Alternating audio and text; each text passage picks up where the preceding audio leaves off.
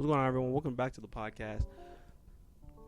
It's weird just to start off the bat because I got these new mics to use, but then they don't work. Yeah, I it's not that they don't work. It's that the computer I'm trying to broadcast our lovely podcast on just wants to be very difficult with me. But I guess that's a good thing to announce that I'm going to be building a PC pretty soon. So ask me to help you with it. I mean, you don't know how to build one anyway. I was just kidding. Relax. I mean, your help would be appreciated, but you want to just be... If it were me, I know damn well you wouldn't help me. If I knew how to do it, I'd help you. If I knew how... It's like... Gio, come hold this. No, I don't know how. Like, bro. I'm not trying to hear it. I don't know. Wait, what? I don't know how to hold something. That's something you would say. No. Yes, it would. No.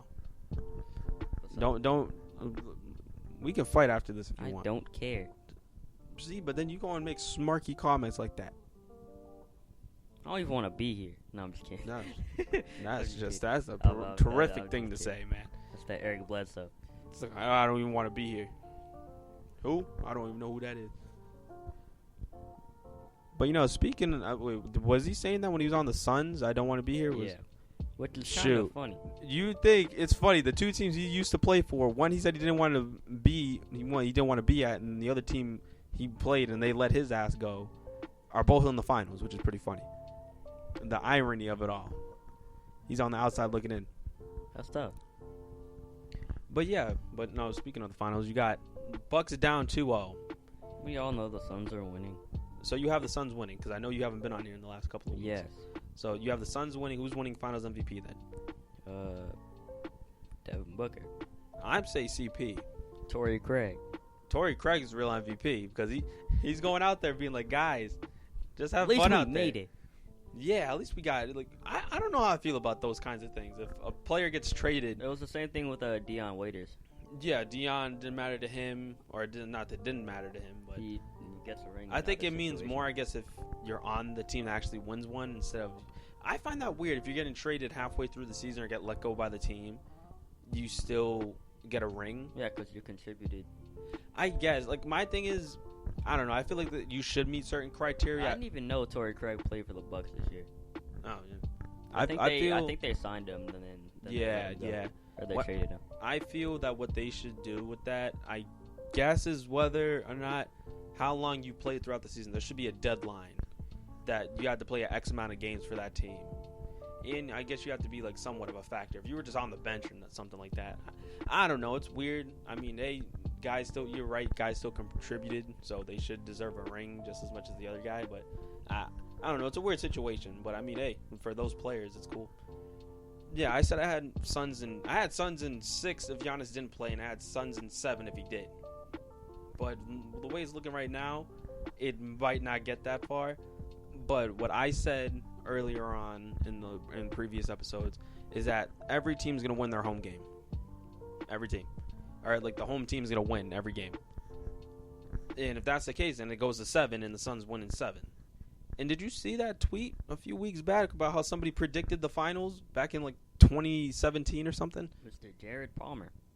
Who was that? The dude who tweeted it. So he's just some random person. Yeah, no one knows. No one. I bet. Has he tweeted anything since? Don't know. I bet people are really monitoring that. Something crazy. It's not really that crazy if you think about it. Because he took Pia's back. Wait, when he posted? 2010? No. When was it? It was 2015, 2016, I think. I don't remember. I thought it was a lot longer, but no, but it was a decent amount of time. Let's just say, because I don't remember. Sucked. Like both. Yeah, like Giannis was just starting to come into his own a little while. You could just be like, these sucky teams. These two sucky teams are gonna meet in the finals. Are gonna turn around and meet in the finals. That's not that I'm. You're not downplaying it. I gotcha. But well, it's not even amazing. It's just a stroke of luck. Yeah. If you I hope you put money on that. Quite honestly. No, I mean, shoot, he took somebody's house. If that was the case. Yeah. Imagine betting your house on something like that. Imagine betting your house. Period. Yeah, that is stupid. There's been a whole lot of people betting stuff. At least even with the NBA Finals, and you got the UFC that was just wrapped up last night that we will get to in a little while. And yeah, like I'm not with that whole betting your life savings on stuff or throwing like that guy he maxed out 2 credit cards and his entire life savings on Bitcoin. Yeah, that's That high, is like a 1 in 1,000. that's high, yeah, high risk, high reward. Or people who throw a bunch of money in a bet or like their life savings in casino games and stuff. Yeah, high risk, high reward. But say that there's gonna be times that people like you have the pink slip to your car, you took out a mortgage on your house, all this other stuff, and you lose bets. I don't know, bro.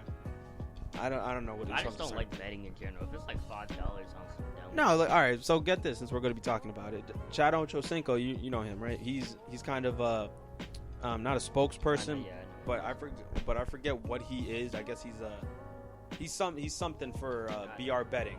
Yeah. And I guess he's kind of like their face of their thing, a representative, I mean to say. And he bet $20 on the McGregor and Poirier fight yesterday. And I'm like, hey, you know what? A gentleman's bet, I guess, like $20 or something like that. That's cool. Fantasy sports is probably the most I'll go when it comes to betting. I'll never play fantasy again. Man, get out of here. I mean, who knows how it's gonna be at the end of the year or when the next NBA season starts. And there's a lot of stuff that could change. Who knows? But I mean, I don't know. I get what you mean. It's like you want to go through a season where I'm not being super worried about it. But I guess that gets me a little bit more intrigued in the games. But No, what I'm saying is like, there's literally no incentive for being the first seed. No, there's not. That's what I'm saying. You shouldn't be super worried about that. You just want to make it into the playoffs. I literally almost went undefeated in our last one just to lose in the first. And then you like, that makes no sense. Injuries, man. That's how it is sometimes. But dudes really be talking mess like you were the one out there hooping and working. Like, I mean, nothing to do no. with But you can't say that. And I was bound to lose because I dropped Kevin Porter Jr. the next night. He dropped 50. Like, what I think I opened a bad can of worms with this one. And you can't say that people were talking a whole lot of mess because you were talking a whole lot of mess too. Ooh, you. I was talking mess to you because you even make the playoffs. Nah. It don't matter. You still talking mess. What? You can't be talking like I was that. the only one talking. No, if you were to admit that, be like, hey, I was talking that mess too. But it's like, but you were trying to just not say that at all. Because I wasn't talking mess to anyone except you because you did make the playoffs. No, that's not. No. What are you talking about? You lost in the first round. I was like, you didn't even make the playoffs, and all of a sudden I'm the bad guy. Like, what kind of? No, because you were trying to say it the entire time, and you were trying to say, my team's better than yours. Okay. Because it was. You didn't make the playoffs. And you lost the first round. I'd rather much. At least I got to a round. Where was you at? Yeah, Jenny. I'm pretty sure the Orlando Magic are really flexing their muscles about them making the damn playoff. Get out of here. Over Chicago. Over what? Yeah, hell yeah. What I other flexed terrible that team? first round exit. What? Orlando I was made not, it. Stop it. All right, but that's neither here or there at this point. The season's over. The winner got their money and all that good stuff, How much Yeah, was it? I GG's, forget. all that stuff. My team was hot and garbage, even though I had the MVP on the. Everyone said the first trade of the season. Please let's stop. Apparently. Stop. Apparently. Let's- I'm No, not no. saying- I'm saying let's not get in. What the hell is this? We're talking about fantasy stuff that happened weeks and months ago, bro. It's July. No, but okay. But let's get back on track. We're not sponsored by Smart Water, but you need to go pick you I up know a damn well you bottle ain't of trying to Smart like. Water. What are you doing? You plug in Smart smart water. Let me speak.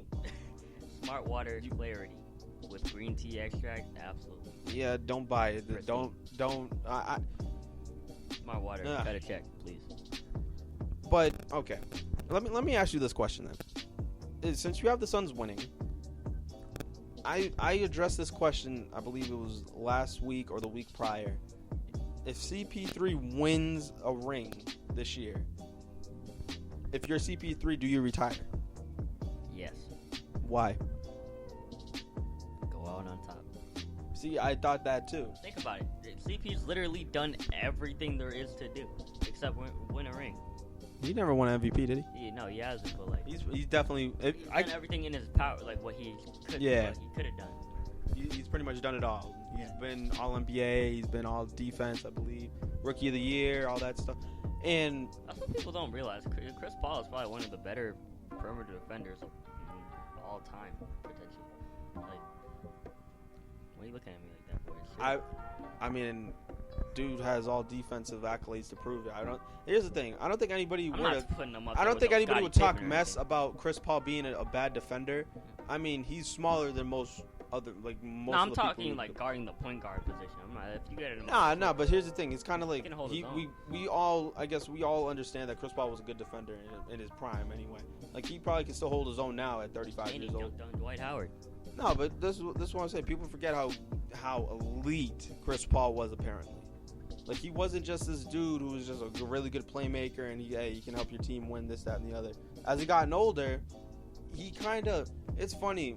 As he's gotten older, people like his perception's still somewhat the same. He just doesn't get going like he used to. Like a prime Chris Paul on this team raps. It don't matter who else you got on here. But the He's thing. always been a great mid-range shooter. Like, I you can feel- watch that for days. Yeah, I feel his issue, and he's even said this. I feel his issue. He just never had that number two ball handler type. He's had great players to play with, but that secondary shot creating playmaker kind of style. Like Chris Paul with next to Harden, it worked for the most part, and I mean, Chris Paul should have made the finals with that Rockets team back in 2018. But other than that, just imagine if he actually had a running mate, or imagine he was with the Lakers with Kobe. That team, like championships all around.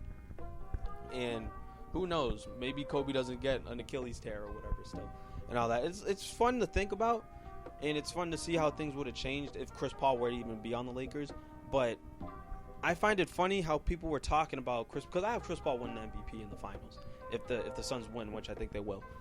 I feel with Chris Paul. You know how you say certain superstars, oh, they go to super teams, they try to build super teams and win championships. People were trying to say Chris Paul did it his own way. He went to lead a team of young guys to the promised land.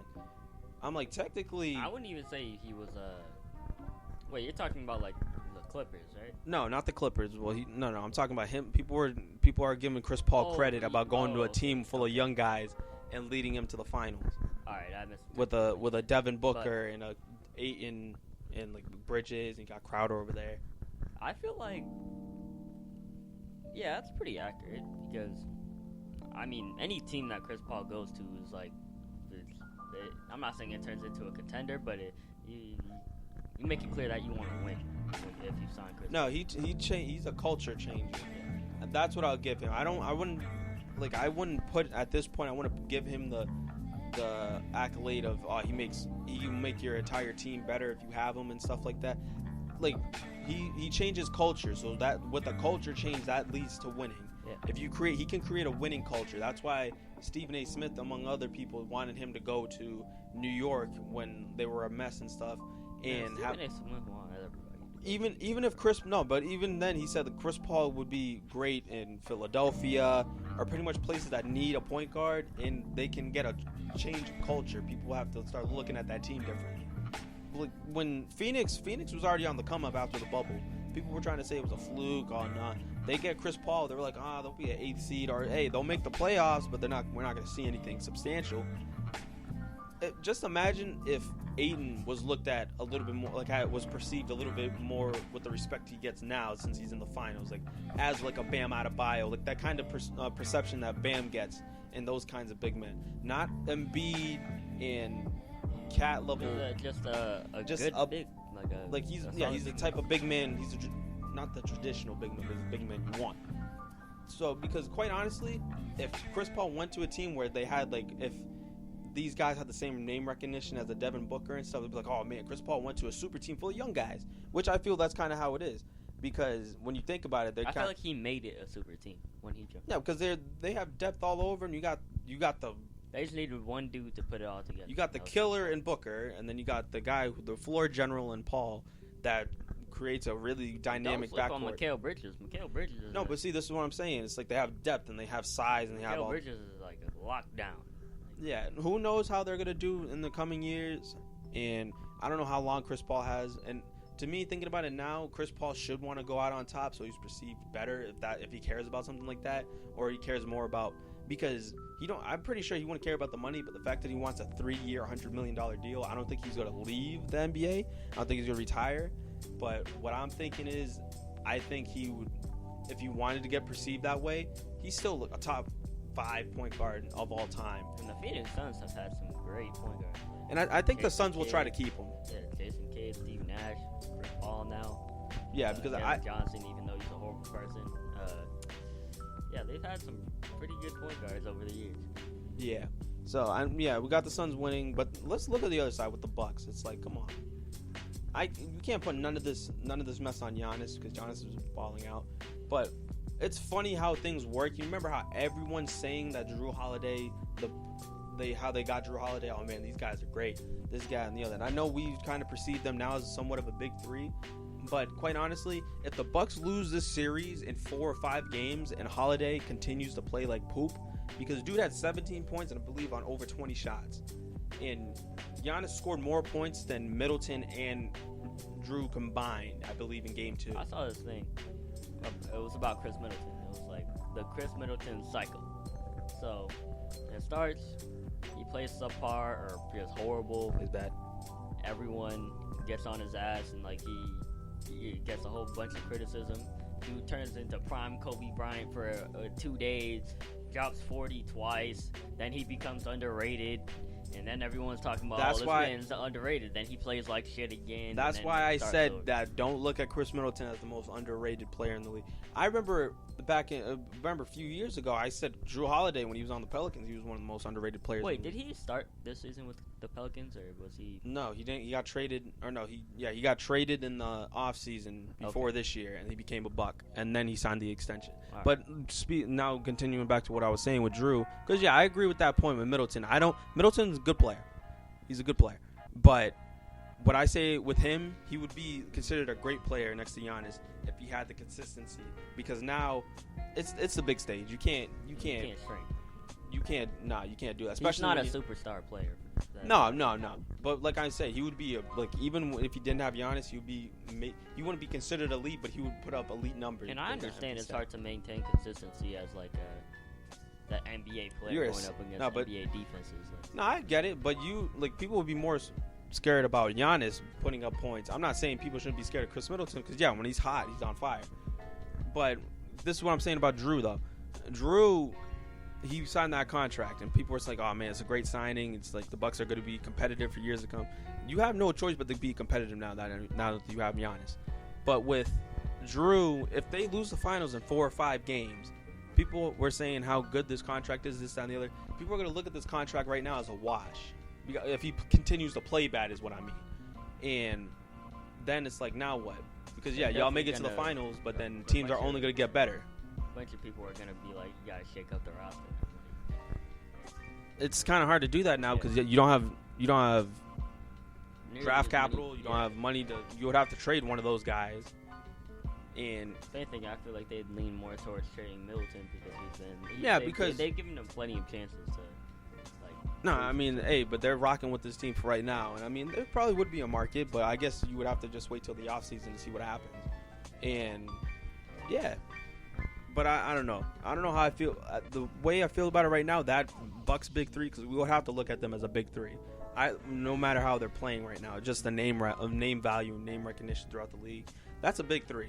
Even if it's just kind of like Giannis and then like Giannis who's a 1A and then it's a clear 1B and C, but if your B and C guy is playing like dirt while your 1A is playing like the absolute MVP, future Hall of Famer, like he should be playing, these guys need to step up or the Suns are going to wash these guys in 5. And I'm giving them 5 because I feel Giannis can win you a game. Giannis or Middleton can win you a game. I don't think so. What, you think it's a sweep? In this series? No. You think? All right, so you say... I'm completely prepared to be wrong. So you got Suns winning tomorrow, and then if they win tomorrow, you're just saying a sweep. Yeah.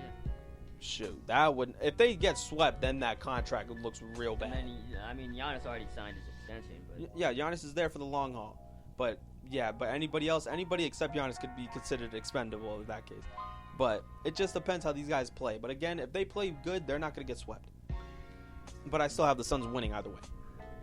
But yeah, we'll just leave it at that point. But yeah, just switching gears now. I know we were talking about BR betting in UFC. I believe it was 264 yesterday.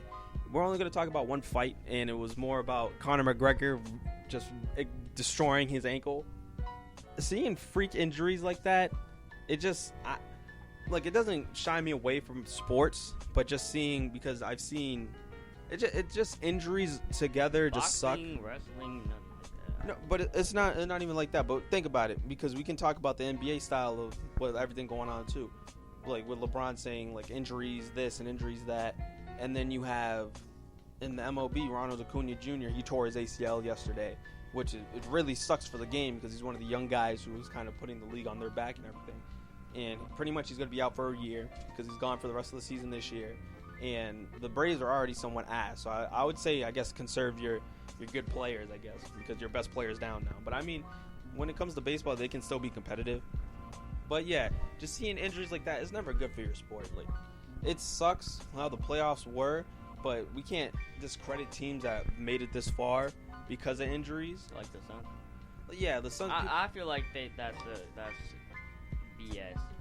Yeah, when it comes to injury, like in terms of Chris Paul, he's been robbed of many finals runs because he's been injured. But the second injuries start plaguing other teams, all of a sudden, this has an asterisk next to it. No, and I know we talked about this before, but people saying a season doesn't count or LeBron's legacy doesn't count this season. This, down, the other. Don't do that. You got to treat every title is going to be perceived differently. Every championship is going to be perceived differently. But at the end of the day, it's still you still get the ring. People are going to remember the championship you won, who you beat for it. You know, you remember how all the narratives were with Golden State and whatnot? Yeah, they won their championships and stuff. The only thing people remember is that, man, they beat the Cavaliers. 2018, people are still going to remember LeBron led a team that had no business making the finals, all the way to the finals, and could have even won a game against Golden State in that series, even in game one, and when LeBron had 40-something with a triple-double, and then, a whole thing with JR and all that. But my point is that people, it was like you were saying, you came up with a really good point. People were saying, if CP was playing this series, CP and his team would have made it, or if CP didn't have that hamstring in 2018, the Rockets should have made it to the finals. But it's funny how the basketball world works. It's funny how, let's just keep it to basketball right now. It's funny how the perception changes with the narrative and everything. And I don't know, when it comes to talking about the UFC fight, if McGregor hurt himself or McGregor didn't mess up his ankle, would he still won? Who knows? But it was immediate stoppage and all that, and then it brings us back to the whole betting thing and all that. Floyd Mayweather won, I believe, $85,000 on betting on Poirier, and I think he tagged McGregor saying thanks for helping me get paid. He either tagged McGregor or Poirier, but that's funny. Your name is money, and I don't think you really even need to bet. But yeah, it's funny how every title is perceived differently, especially through time, and how people are saying, the season doesn't count, the Suns are a one-year wonder and all that. That may be true because a lot of teams, they win championships and they're considered one-year wonders because it's hard to repeat as champions, let alone even get back to the playoffs at times. And look at the Lakers. Yeah, they got hit with injuries, but every team gets hit with injuries. I don't see the Lakers going to the finals, with LeBron again. In my opinion, I would say they will make the playoffs for them because LeBron, obviously they're going to make the playoffs. But LeBron and AD, but they would probably, the Lakers would probably have something. Their surrounding cast is just horrible. It's really bad. They need, quite honestly, they'll probably get somebody. They'll probably get that guard that they're looking for. Since Dennis Schroeder's on the way out, I think they're probably looking at Kyle Lowry or some of those guys because Kyle Lowry wants to compete. So I'm pretty sure he's not going back to Toronto. I think he goes out west to one of the LA teams actually, or Philadelphia, depending on what their situation is. And yeah, but I guess that's your hot take for the upcoming season, huh? Yeah. Not that I have anything against LeBron. I just don't think that Lakers team's capable of doing anything regardless of who they sign. So. Hey man, but they're in the thick of it now, so they gotta work on whatever they need to work on. Team. Because with LeBron and AD on your team, you have to be competitive. Yeah. Especially with LeBron. Have to do something. LeBron, that Toronto team falling apart immediately. No. Toronto's fine. They'll be good. They got the 4th pick in the draft, and they could have re-signed Gary Trent. They're gonna let Lowry go unless they do a sign and trade, which I think they will. But yeah, they're good. Siakam ain't that number one on that team. Whoever they draft in this, I think that's the new number one.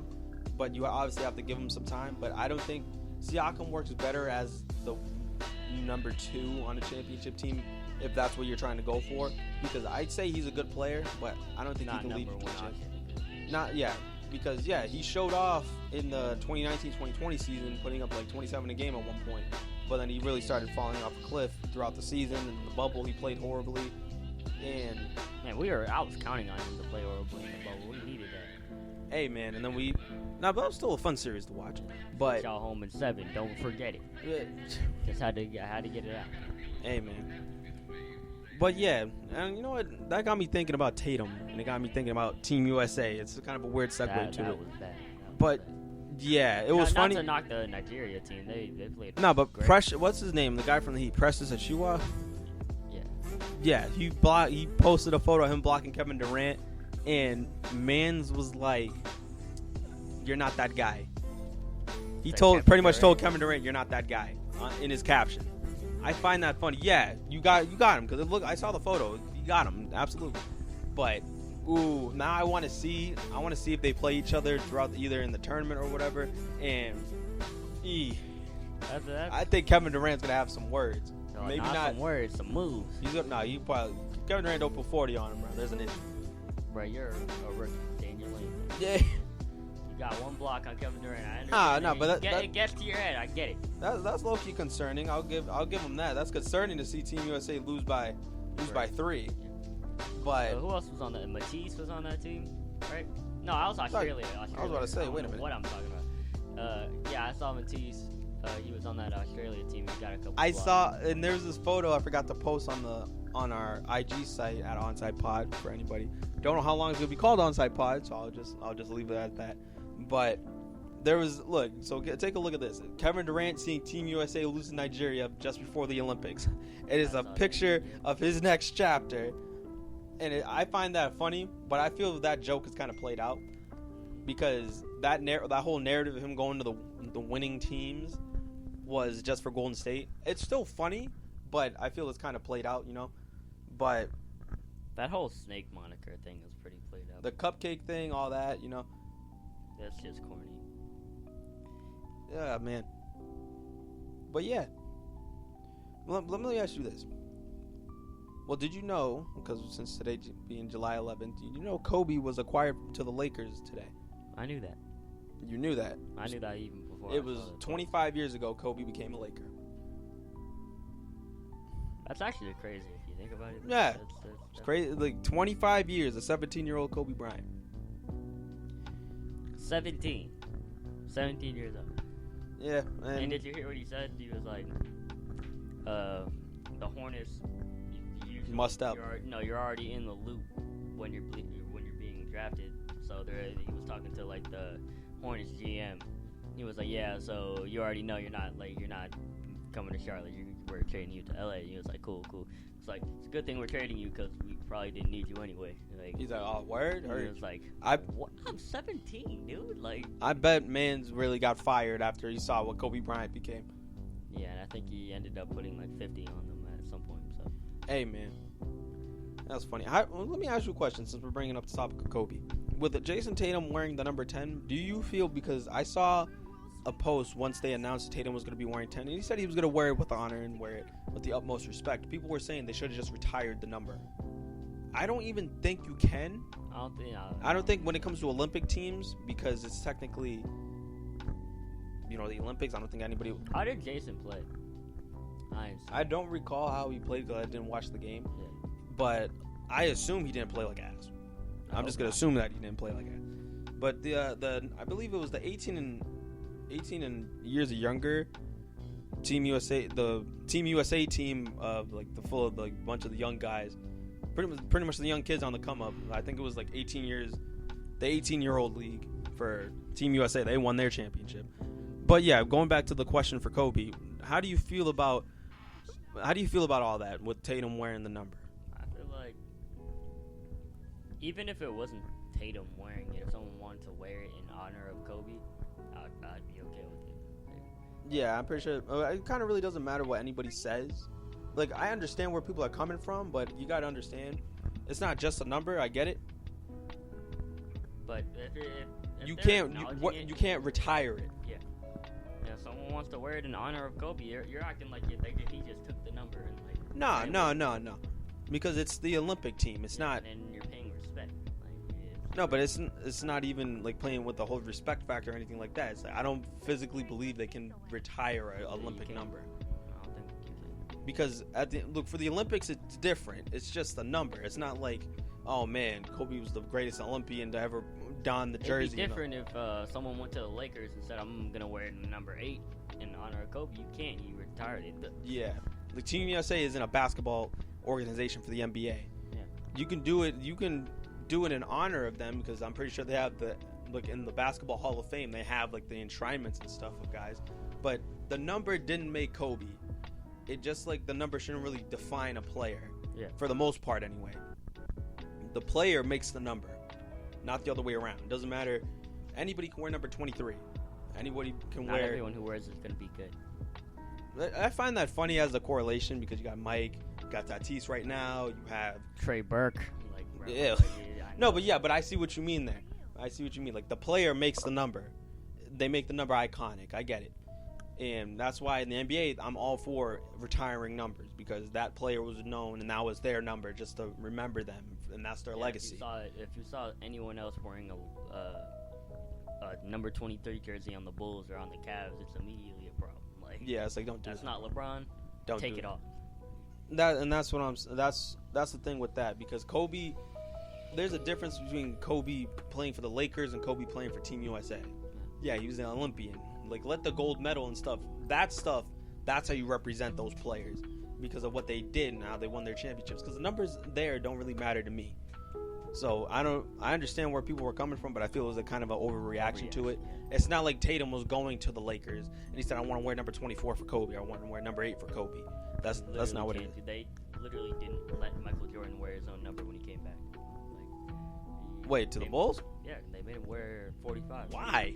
That's dumb. No. Michael wanted to wear 45.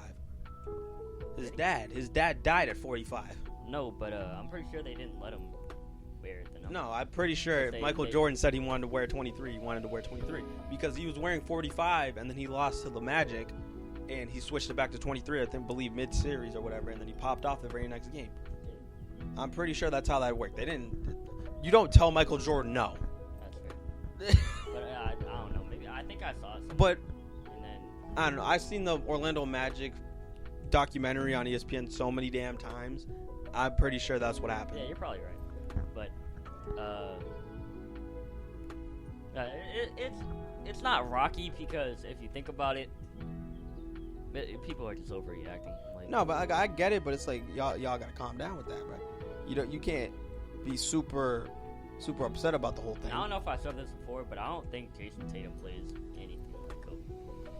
No, but that's the thing. When it comes to the next Kobe Bryant, or the next Kobe Bryant, or Tatum reminds you of Kobe, or Tatum reminds you like for Celtics fans reminds you of Paul Pierce. Book remind me of Kobe. No, but that's the thing. It's not how they exactly play. It's the little mentoring. characteristics. Yeah. The little characteristics that they share. They're both killers in their own right, but I don't see Kobe Bryant mentality in anybody. No, everybody got Mamba mentality, but that's just not true in my opinion. Not everyone because you're has taking the- it too literally. That's not what Mamba mentality is. Mamba mentality is it's pretty much having the utmost passion, that terrifying Everybody passion. is capable of having. Yeah, it, because not everybody everyone has wants that. Everybody has that ability to unlock that terrifying passion in being able to be like the it. You unlock can have Mamba mentality in anything. Like you could be an artist. or doing what we're doing here. Like if you put in the work, it doesn't even have to be physically, but just putting. Well, actually, no, physically for the most part. But you put in that work, but it all starts mentally first, and then you have to let that expand outward into that terrifying work ethic that Kobe had. Kobe was so passionate about the whole damn thing. It was scary. It was absolutely scary. I mean, But you probably don't mean scary in a way where it's like no, like literally, it's like not scary. Like, I feel holy like crap! it's Like yo, definitely calm down. fascinating. It's Yeah, it's like that's what it means. Like how Harden's to scary hours and stuff Yeah. for Brooklyn was really no scary hours in these postseason, but I'll tell you what it Injury hours. is. No, an hour in the emergency room.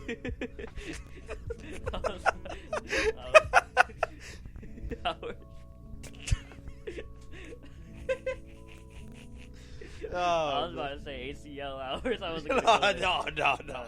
Oh man, that's funny. Hamstring hours.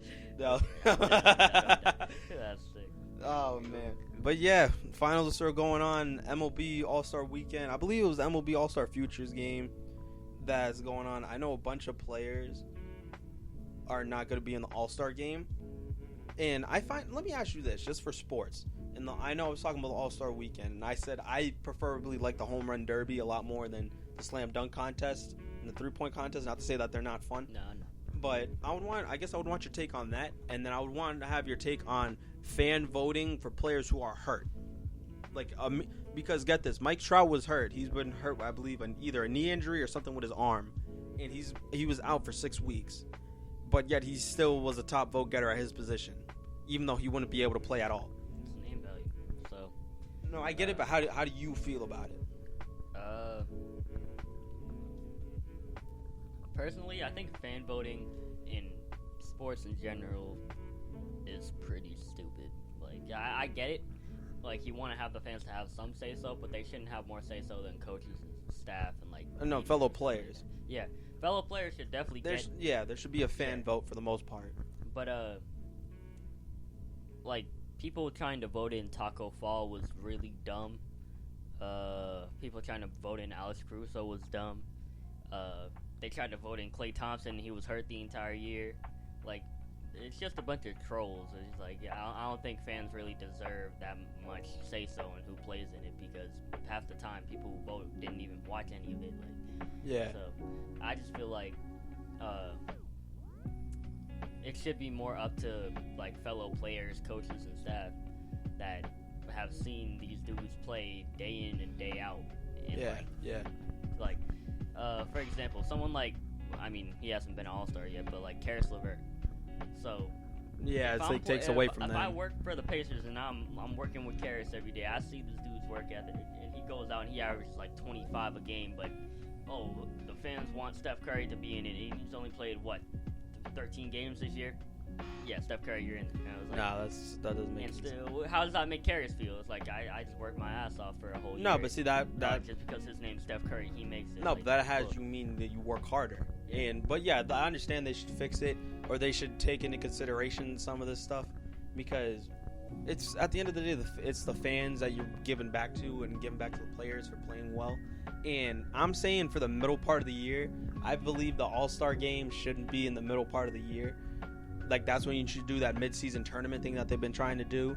And then you have the All-Star game at the end of the year to actually reward great seasons from players instead of the great first half. You know? But yeah, I guess that's something we'll have to look forward to next season. But I guess we should leave off on this. Like, we got sports a little bit to the side. We're still talking about sports for the most part, but the whole Rachel Nichols situation, in terms of that stuff, not even in terms of what she said exactly, when the context and everything, but I want to ask you about how it is when it comes to cancel culture, when somebody says something that they shouldn't say, and people need to learn how to use their platform for to their advantage and to spread positivity. Just the final topic, so we can end off on it. I feel like everyone on the internet is susceptible to overreacting. And concerning what Rachel Nichols said, she was more going at ESPN for being so, like, non-diverse at a certain point in time. So, you guys want to start trying to make up for it. Yeah, trying to make up for all that stuff you did in the past. And now people, I'm not gonna be like, yeah. But now she's suffering because ESPN wants to correct a mistake that they made like years ago. You know what I mean? Or correct like the culture they had. Yeah, like you know what I mean. I get it, but I'm talking about more of people saying things that shouldn't, because granted it was being recorded without her permission, so I'm assuming she wasn't expecting that something like that to get out. Granted, she was talking to people about it, so either way, you try your best not to not to crap on someone because of something like that. And I believe what it was, I believe the change for it, because I think it was in the bubble that she said something like that. I forgot what it was or whatever. Quite honestly, I could care less about the whole situation. It's not even to sound mean or anything like that, but it's more about, like, it's coming up now, and I don't know how it even got out. I feel like that could have been something that was, I feel us as the public had a right to know, but it was more about, you just really got to watch what you say. And I'm with Adam Silver making one comment that people might have taken out of context, or people might take the wrong way. It shouldn't destroy somebody's career, especially if it's not something malicious. Like, I know she apologized and people were saying, oh, that wasn't a right apology, this, that. Quite honestly, no matter what you do, you're always going to piss somebody off, or you're always going to get somebody upset, even if you were to apologize, like what she did. And I feel Rachel Nichols is a proper professional, and she has her way with words, especially when it comes to an apology and stuff like that. So I feel her apology was sincere, and I'm pretty sure she might have talked to her back, like, to Taylor, like, somewhere in private and all this other stuff. I get it, but it's like, you got to watch what you say on the internet, because people around here think that there's no consequences for stuff you say. Just like with guys like Josh Hader and MLB and stuff like that, they've said things on Twitter and other places that will come back to bite you right in the ass. So I'm just saying, everybody, just try to be good people and try to watch what the hell you say, and just be very mindful of what you do. Because what you say can and will be taken out of context. But yeah, I guess that's going to do it for this. Hope you guys enjoyed. I know I did. It was pretty fun. But I hope you guys stay safe out there. Enjoy your July 11th and NBA Finals tonight. I'm not going to be able to watch it, but I'll be sure to check out the highlights. But from us over here at the podcast, I hope you guys have an amazing day, and we'll catch y'all next week.